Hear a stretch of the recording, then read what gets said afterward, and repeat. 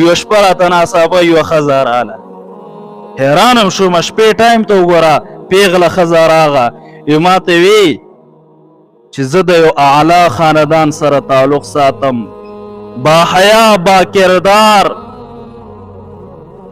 حیادار ښځه یم، حیادار خاندان سره تعلق ساتم، خو ما یو مجبوري ده اوس رامنې لږه پرده راورته وایي. ما وی چې اخر مجبوري څه ده؟ یو ظالم راغی په زبردستۍ او په زورنې ما سره مخ تورنه وکړله او زما حمل وشو. چې خلکو ته پته ولګېده ما ورته ته یاد کړي چې دا مې خاوند دی چې د زنا الزام را باندې ونه لګي.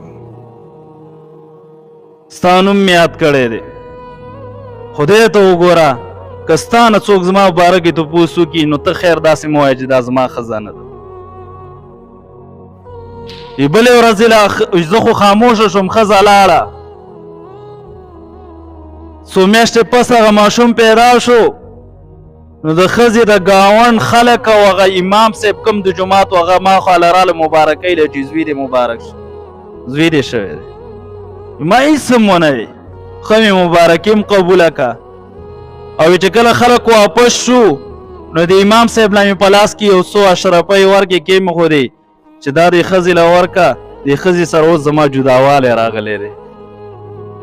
داسې مې ورته ونه وی چې زوی زما نه دی، صرف دومره ته وي دا پیسې دې ښځې له ورکه، دې ښځې له ما طلاق ورکړی دی، جداوالی مې ورسره راغلی. یو څو میاشتې پس هغه ماشوم وفات شو. بیا د علاقې او امام صاحب ټول رالل ما ته د اذیت یې وکړو چې زوی دې مړ شوی دی. ما تعزیت هم قبول کو. زوی چې دی ښه په آرام باندې هغه دفن شو، خبره ښه ختمه شوه، ښځه راله ما ته یوه دعا وکړه چې الله رب العزت دې په تا داسې پرده راوارتی لکه تا چې په ما باندې څنګه پرده راوارته. نو دنیا کې د خلکو په غیبونو باندې پردې راوارتوئ، الله رب العزت د قیامت په ورځ چې ټوله دنیا به مخامخ ولاړئ، بچی به دې ولاړي، والدین به دې ولاړي، ورونه به دې ولاړي، چې په دنیا کې تا هغوی ته یو غیب د ښکاره کولو نه یې، قیامت په ورځ به په هغه ورځ باندې ستا الله په غیبونه پټ کړي د دې خپلو خلکو په مخ کې. نو دویم اهم اصول چې د خلکو غیبونه مه ښکاره کوئ. درېیمه خبره د خپلو مشرانو نه دعا